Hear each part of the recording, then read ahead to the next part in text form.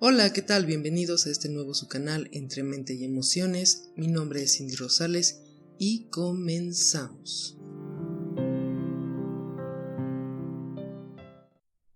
Bienvenidos sean todos, ¿cómo están? Soy psicóloga de profesión y comenzamos con este canal, como decía antes. Estamos empezando y antes que nada quisiera explicar un poco por qué realizar este programa, y es para dar precisamente un espacio a los profesionales de la salud en esta red social donde pueda abrirse un punto de vista basado en sus conocimientos y experiencias para poder desarrollar temas de interés que den cavidad a la explicación y den esta oportunidad para generar opinión, aclarar algunas dudas del público que nos escucha y que precisamente son el nombre de este canal, Entre Mente y Emociones, porque precisamente aquí es donde se construye básicamente y da forma a una persona.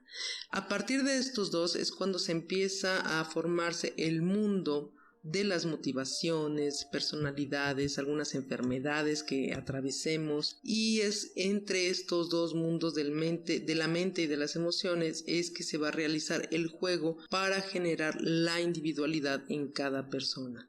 La idea de este canal, precisamente con los videos que iré realizando, es hacer una charla desde el punto de vista psicológico y desde distintas corrientes y teorías como son el humanismo, el conductismo, el cognitivismo, el psicoanálisis, en fin.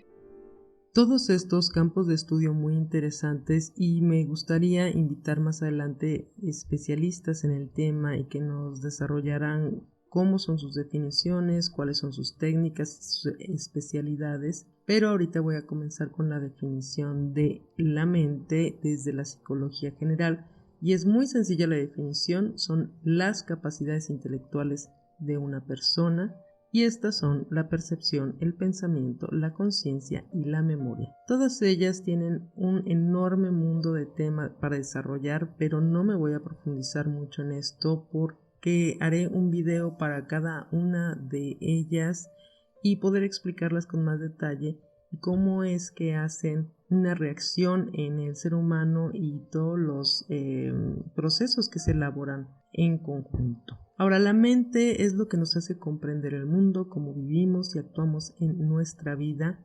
Y claro, esto va a depender desde cómo nosotros construimos la realidad. Con estas capacidades intelectuales que vamos a ir desarrollando principalmente sobre la infancia, y después vamos a ir agregando poco a poco en base a nuestras experiencias que vayamos aprendiendo, nuestra mente no va a tener solamente la función de resolver problemas, sino también cómo responder a las situaciones de la vida cotidiana, y es por eso que empezamos a tomar decisiones.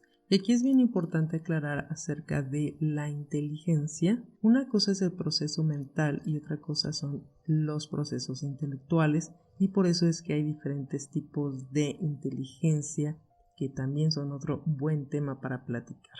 En el caso de los procesos mentales, que tienen que ver con estas características que son los pensamientos, la percepción, la conciencia y la memoria, todos conjuntos elaboran una serie de toma de decisiones que vamos a realizar. Ahora, estas decisiones no necesariamente son buenas o malas. Regularmente cuando una persona va a una terapia y nos platica toda su historia, casi siempre termina diciendo estoy bien o estoy mal. Y lo que comúnmente el psicólogo va a responder depende. Aquí me voy a referir específicamente a lo que está bien o mal dentro de una persona basado en sus decisiones, que puede, por ejemplo, ser cuando quieren hacer una separación, cuando quieren hacer algún cambio de trabajo, sobre todo específicamente en los cambios, no saben si está bien o está mal lo que van a realizar, y eso es porque entran en un estado de confusión de pensamiento, es decir, basado todo en las experiencias que hemos vivido, que es recuperado por la memoria. Entonces empezamos a tener una alteración en el cambio de nuestra percepción, es decir, le vamos dando cambios a los significados.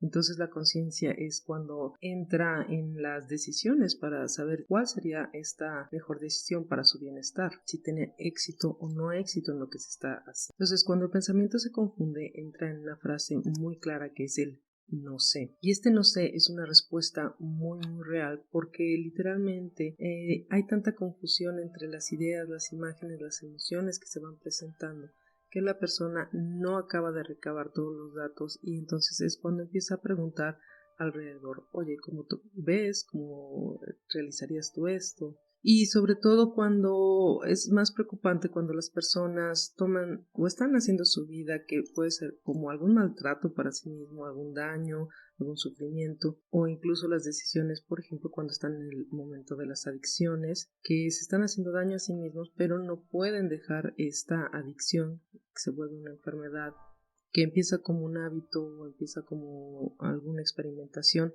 pero que al final empiezan a hacerse daño a sí mismas. Y entonces es cuando las demás personas desde afuera podemos ver que se está lastimando la persona, pero en sí misma la mente llega a ser mucho más compleja y profunda y que algunas veces incomprensible para las personas que estamos alrededor, pero para aquellos que están realizando la acción pues no corresponden a la lógica común. Y entonces entra desde el punto de vista de decir que pienso una cosa, digo otra y hago otra. Aunque yo me lastime, yo no entiendo que me estoy lastimando. Y empiezo a continuar a hacer esos malos hábitos que están dentro de mi vida. También puede ser relacionado a las parejas cuando están en una situación tóxica. En fin, una cantidad de decisiones que tomamos todo el tiempo. Y en este punto me gustaría aclarar que la mente no es lo mismo que el cerebro, sino la primera es cómo nosotros estamos interpretando el mundo y la segunda se refiere a un órgano que está funcionando a partir de unos bioquímicos y respuestas eléctricas que van a dar interacción y permiten el estado de conciencia. Entonces es como entender que la mente tiene hogar dentro del cerebro, pero no en un área en específico. Claro, el cerebro tiene varias divisiones y áreas donde van a dar respuestas específicas. Y me parece que este también puede ser otro buen tema que podríamos profundizar más y darle un espacio. Pero aquí solamente vamos a retomar nuestro tema, que son la mente. Y ahorita voy a agregar el otro que se inmiscuye y que se vuelve mucho más compleja la persona, que son las emociones. Porque la mente y las emociones vienen acompañadas, están muy ligadas, no hay tanto una separación entre que discierno una de la otra. Y entonces vamos a definir desde la psicología general qué son las emociones. Son reacciones psicofísicas que generan una alteración de ánimo o cambio de estado de ánimo. Entonces, estas las vamos a definir como miedo, dolor, tristeza, enojo, sorpresa, alegría y asco. Todas van a cambiar dependiendo del campo de estudio que se refiera, pero estas son como las más innatas. Ahora, las emociones son puras y vienen integradas ya en el ser humano y es bien importante lo que voy a decir ahorita, las vamos aprendiendo en dónde, cuándo y a qué se las vamos otorgando. ¿Y cómo es que hacemos esto? Es a través de nuestro aprendizaje, de las experiencias que vamos viviendo, de lo que nos dicen, en qué debemos agregarle o ponerle cierto tipo de emoción y reaccionar con tipo de emoción. Sin embargo, también tiende a pasar que hay ocasiones que las emociones nos llegan a gobernar porque tienen una especificación en la reacción al cuerpo y hace que el cuerpo mismo preste atención y altere el estado mental, cambie, porque hay una base fisiológica.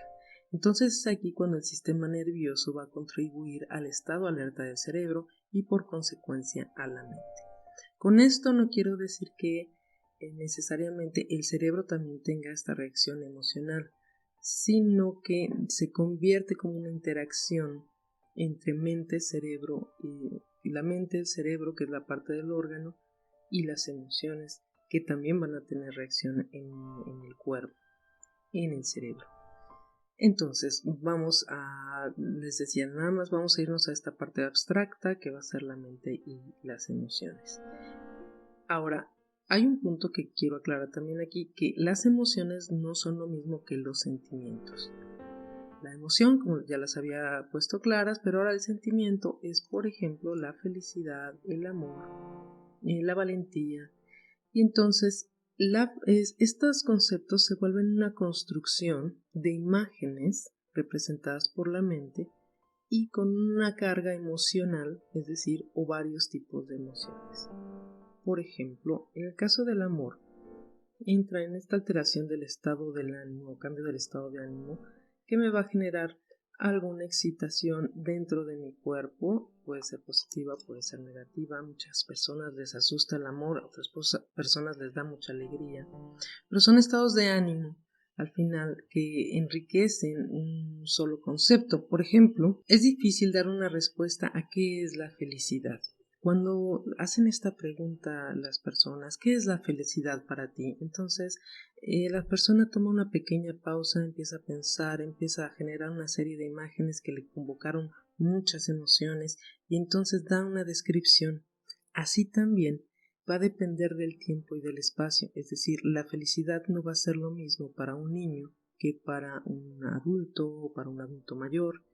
Entonces es cuando se empieza a complicar mucho más este juego entre la mente y las emociones y va a dar este enriquecimiento, pero que habría que entender, estas dos no juegan en orden jerárquico o no tienen un rol específico, sino que están interactuando una con la otra y que en ocasiones pueden ser tan intensas que llegan a tener un estado de confusión y es cuando hacemos reacciones desencadenadas que empiezan a ser más complejo y que incluso nosotros mismos no las comprendemos.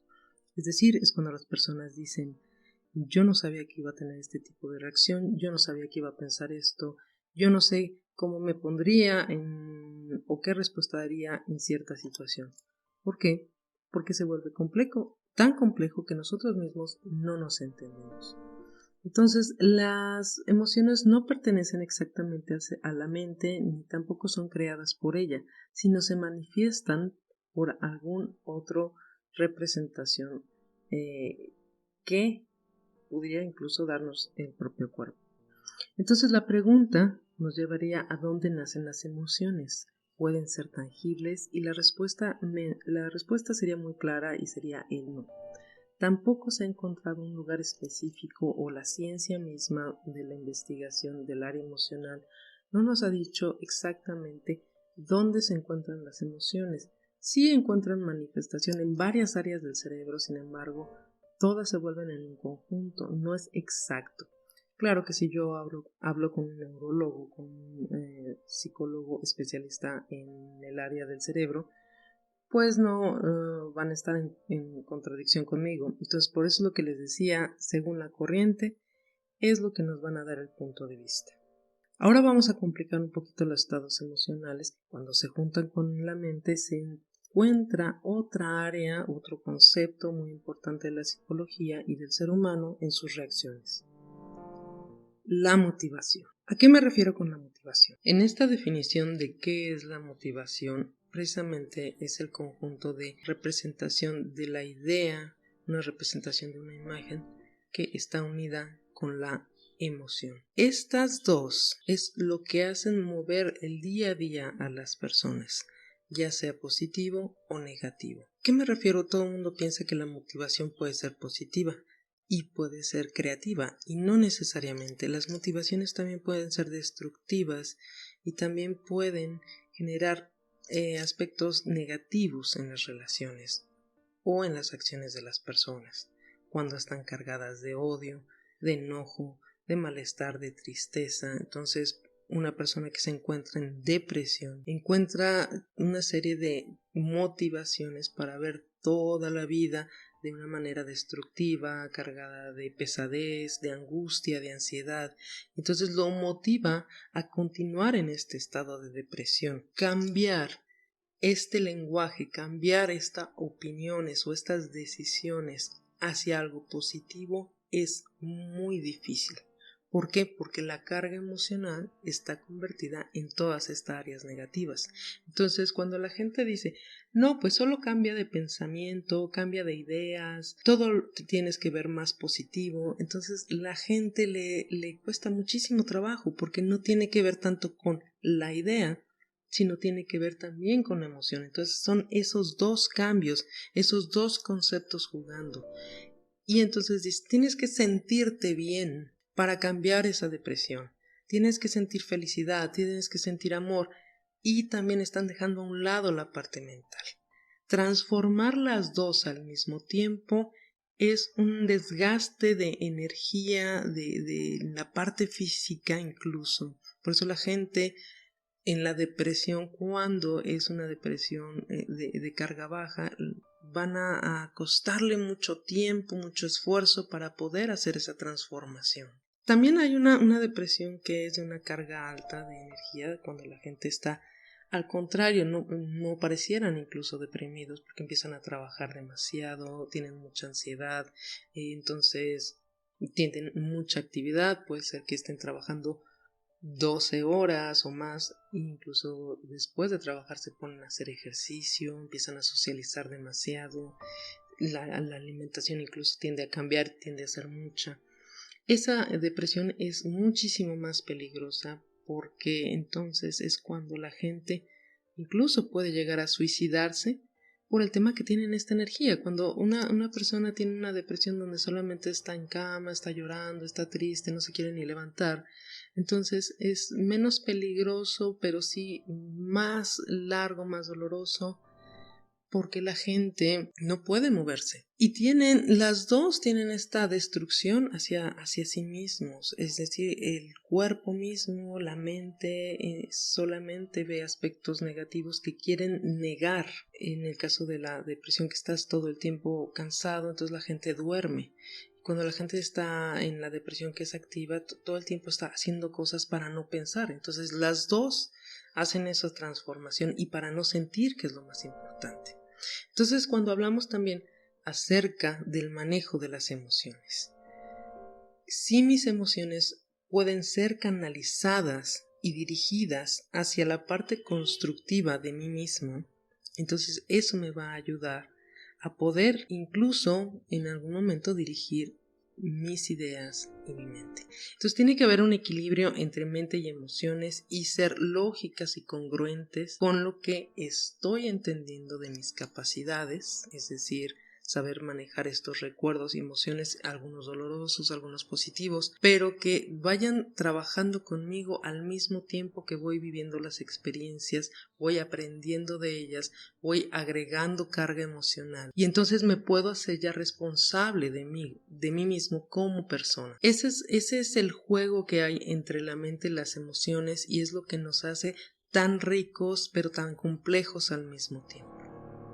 Si te está gustando el contenido de este canal, suscríbete y da un like, deja tu comentario para traer algún tema de tu interés que servirá mucho en tus comentarios. Y entonces puedo regresar con lo primero que comenté, al decir que la mente y las emociones son lo que nos constituye y da forma, siendo nosotros únicos responsables de la construcción de nuestra persona. Claro que el pasado nos deja una serie de aprendizajes, entre ellos muy dolorosos, sin embargo aprender a convertirlos como situaciones creativas, es decir, conformar una vida en la que nuestra mente y emociones sean congruentes a lo que decimos que suceda y pase con nuestra vida. La creación como persona que somos, con distintas emociones, y que a través de los años nos hemos hecho optimistas, alegres, en paz y equilibrio. Por el contrario, nos hemos convertido en serios, tristes, asustados, meditabundos o poco sociables. Por eso es que depende cómo nuestra mente y emociones nos logren gobernar, o la otra opción, la posibilidad donde nosotros nos hemos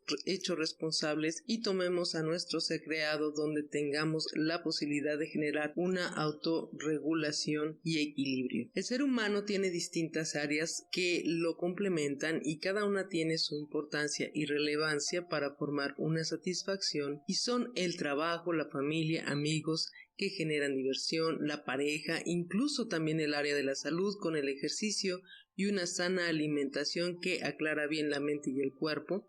Así también el ser humano se puede conectar con su lado espiritual, y que puede ser la religión o cualquier otro estudio filosófico que le proporcione un enriquecimiento de paz espiritual. Todos estos son aspectos positivos, pero por esto no estoy diciendo que todo el tiempo las personas van a ser felices, sino que va a haber eventos que no están dentro de nuestras responsabilidades o alcance, para que también se conviertan en áreas de oportunidad en el aprendizaje. Con esto que acabo de mencionar tiene un poco la forma del pensamiento humanista, sin embargo todas las corrientes de estudios psicológicas lo manejan desde su propio punto de vista y con sus diferentes técnicas y aplicaciones. Esto es para aclararlo antes de entrar en alguna polémica. Ahora bien, todo lo que menciono o comento no es cosa fácil. Llegar a un autoequilibrio o autorregulación, el hacerse responsable de uno mismo, como lo gusten llamar, es más difícil de lo que se imaginan, ya que si nunca lo hemos hecho, hemos evitado vernos todo el tiempo, nuestra forma de pensar, sentir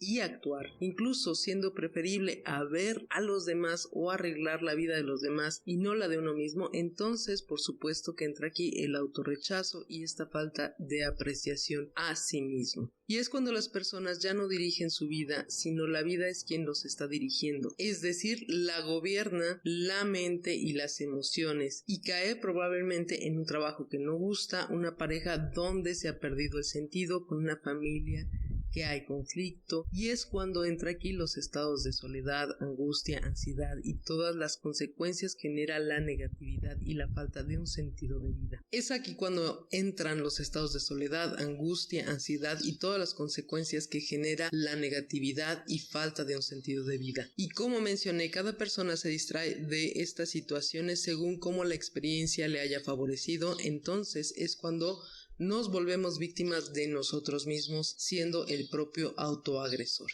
Bien, entonces por aquí dejaré este video, espero que les haya ayudado.